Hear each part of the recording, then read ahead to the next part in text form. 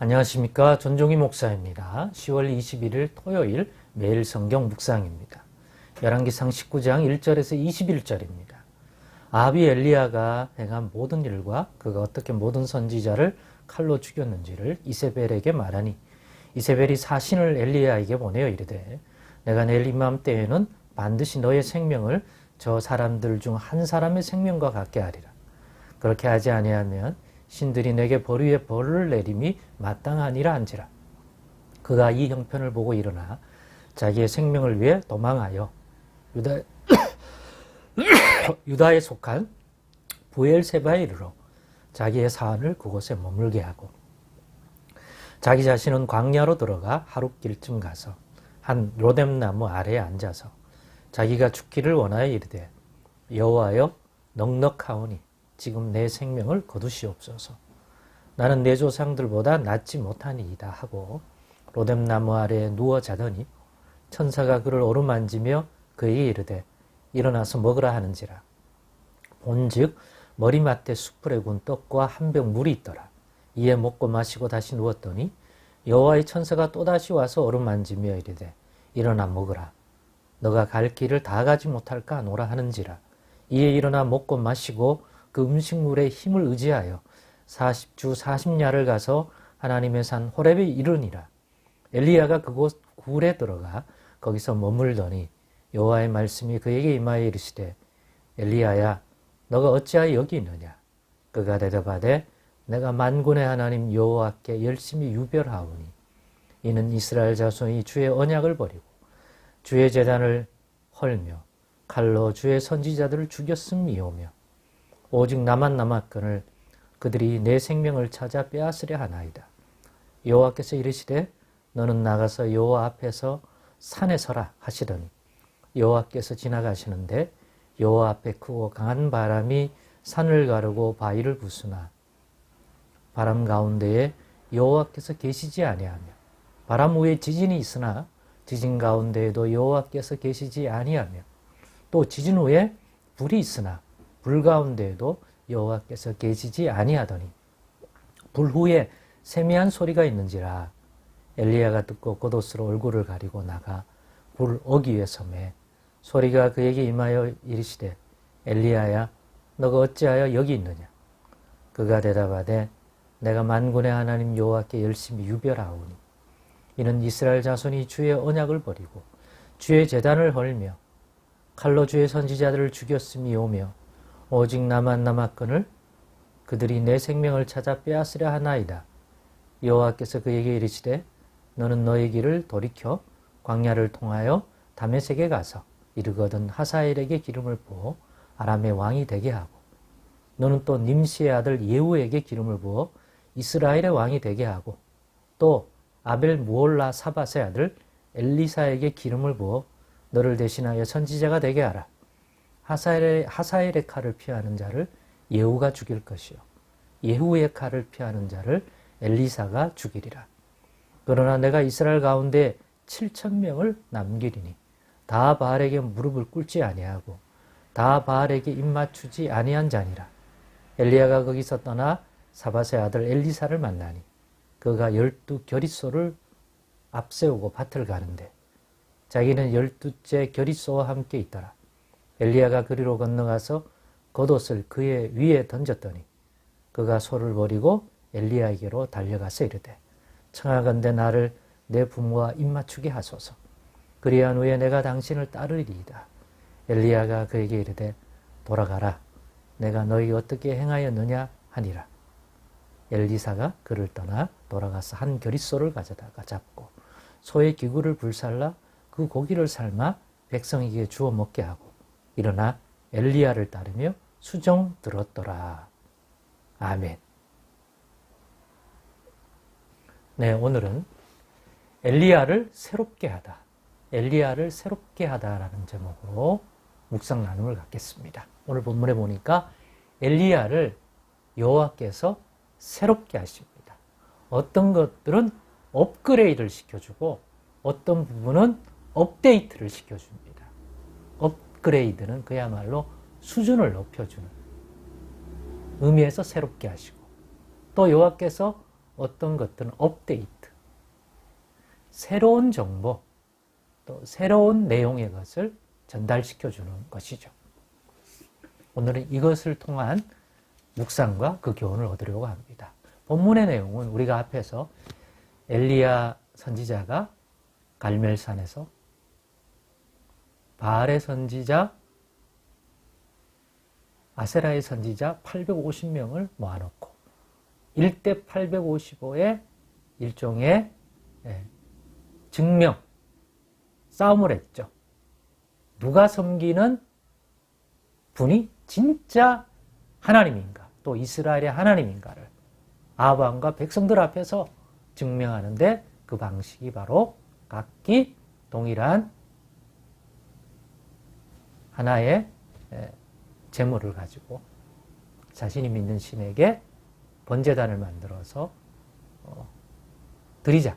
그런데 모든 것은 다 갖추되 또 불 피울 제단에 번제로 드릴 그러한 불도 피울 준비를 하자. 그러나 그 불 자체는 우리가 섬기는 그 하나님, 너희는 바알이 진짜 신이라고 생각하니까 바알이 와서 그 불을 붙여주시면 너희가 그렇게 간구해라. 그러면 그게 진짜 신이 맞다. 표징이 될 것이다. 나도 내 하나님 여호와께서 그렇게 할 것이다. 그 결과 엘리야가 승리를 거두죠. 그 이후에 그것을 명분으로 백성들에게 명령하여 저 가짜 신을 섬기게 만든 바알의 제사장 선지자들을 다 죽여라. 그랬더니 이 소식이 얼마나 놀랐겠습니까? 그걸 보고 정말 엘리야는 새로운 시대가 열렸다. 이제 백성도 왕도 바알을 버리고 여호와만 섬기는, 그리고 그 여호와도 받아들이고 그 여호와의 종이 나에게도 이제는 뭐 해코지한다든가 죽이려고 한다든가 그러지 않고 오히려 대접하겠구나. 이런 생각에 의기양양했을 수 있습니다. 엘리야도 인간이니까요. 야, 이제 나의 사역도 새로운 시대가 되었구나. 그럴 줄 기대했을 건데 아합 왕이 이세벨에게, 아내된 이세벨에게, 바알의 여전사 이세벨에게 전해줬더니 주눅이 들고 자기가 지금껏 잘못했다 이런 생각을 하는 게 아니라 이 바알의 여전사는 이 엘리야를 잡아 반드시 죽이겠다. 오히려 더 강하게 나옵니다.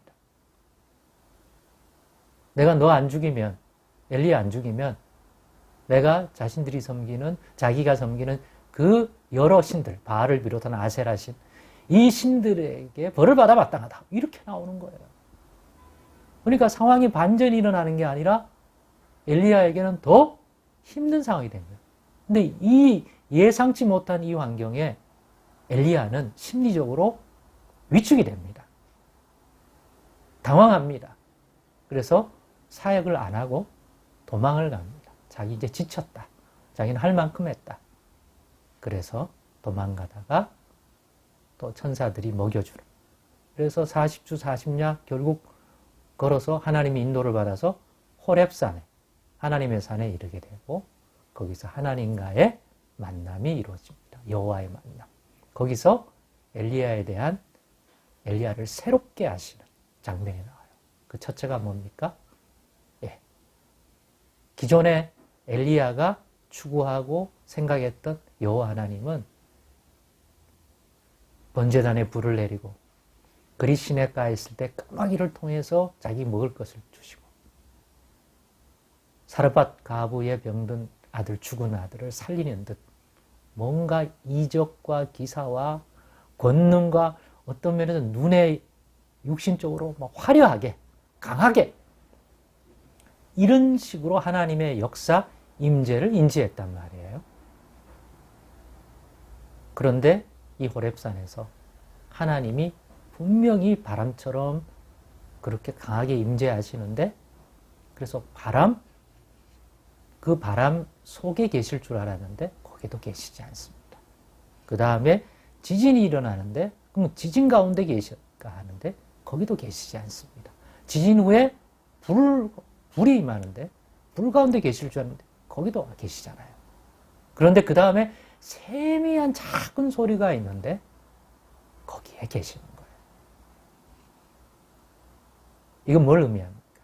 너는 지금까지 화려하고 육신적으로 보이는 그러한 곳에 하나님이 임재하고 또 하나님이 그렇게 일하시는 줄 알고 있는데 아니다.